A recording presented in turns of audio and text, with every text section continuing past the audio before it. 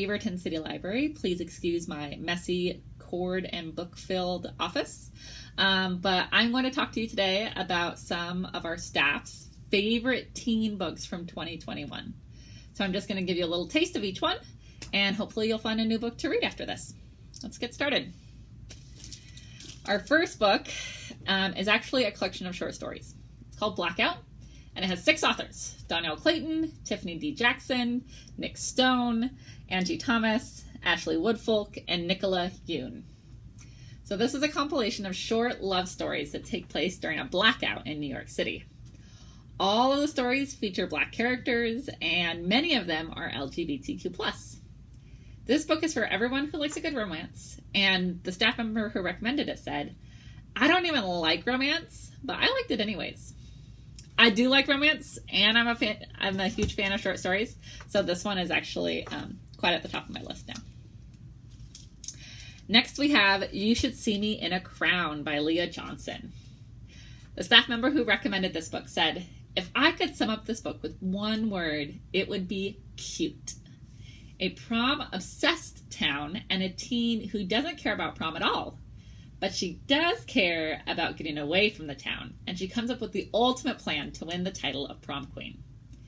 The staff member said, "This reminded me of a 90s rom-com, but with unpredictable, in a good way, characters, and that they would recommend it to anyone who wants a light read with a little bit of romance on the side. You Should See Me in a Crown."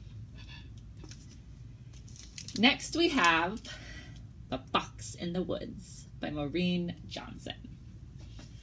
All right, so you might know Maureen Johnson for her Truly Devious trilogy, and this is set in the Truly Devious world. So it takes place after that trilogy, and now Stevie Bell and her friends are investigating the Fox in the Woods cold case from 1978. And what's really great is that while most chapters are set during the present day, some chapters give you a glimpse of what actually happened in the past during the summer of 1978. If you love murder mysteries with a small side of romance, this is the book for you.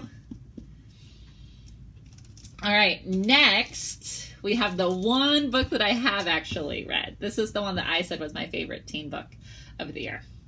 So this is called The Magic Fish by Trung Nguyen. And this is a coming out story, but it is not just any coming out story. Tien's parents are refugees from Vietnam, and they mostly just speak Vietnamese, but they are learning English. But that does mean that Tien is having a hard time with knowing how to come out to his parents. Because he really wants to get the words right. And when there's a language barrier, that can be really, really hard to do. So he ends up coming out to them through fairy tales, which is something that they share as a family. And you'll see that the beauty of the illustration really matches the beauty of the tales. And I just want to show you, one page of illustrations, just because they are so pretty. And then there's information in the back about the fairy tales themselves, as well as the design of the different dresses in each of the tales. All right.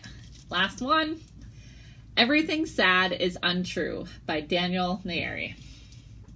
I'm going to read from the jacket because it does a really great job. At the front of a middle school classroom in Oklahoma, a boy named Khusra, whom everyone calls Daniel, stands, trying to tell a story, his story, but no one believes a word he says. To them, he is a dark-skinned, hairy-armed boy with a big butt whose lunch smells funny, who makes things up and talks about poop too much. But Khusra's stories, stretching back years and decades and centuries, are beautiful and terrifying. From the moment he, his mother, and sister fled Iran in the middle of the night, stretching all the way back to family tales set in the jasmine-scented city of Isfahan, the palaces of semi-ancient kings, and even the land of stories.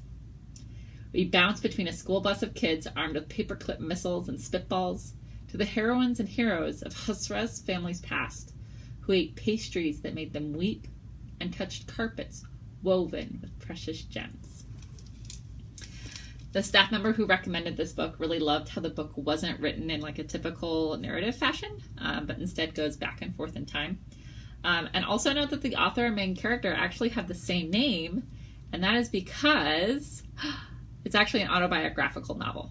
So it is partially set about Daniel Nayeri's life. So those are your 5 books that we recommend.